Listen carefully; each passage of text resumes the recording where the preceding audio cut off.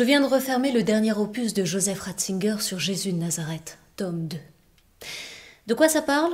De choses sérieuses, du style « ne faites pas l'amour, ne faites pas la guerre ». Tout ne tient qu'à un fil, parce qu'en vérité, il nous le dit, il faudrait apprendre à être subtil, à ne pas induire en vain, ni déduire pour rien. J'essaie d'en extraire un ou deux liens entre le bien et le bien.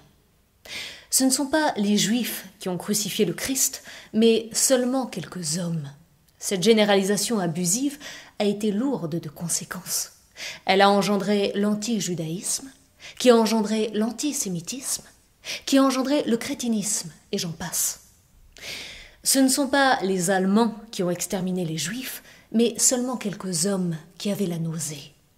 Cette concession a bouleversé toute l'histoire de l'humanité, jusqu'à surpasser en indignité le péché originel.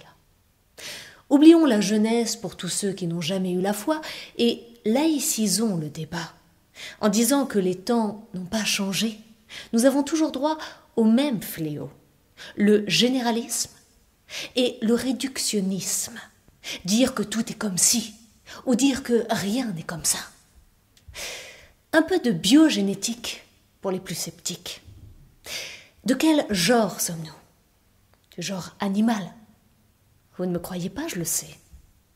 De quelle espèce sommes-nous? Espèce humaine? C'est rassurant? C'est ce que vous croyez? Mais quels individus sommes-nous? Adolphe, Benito ou Soso, les pères du totalitarisme?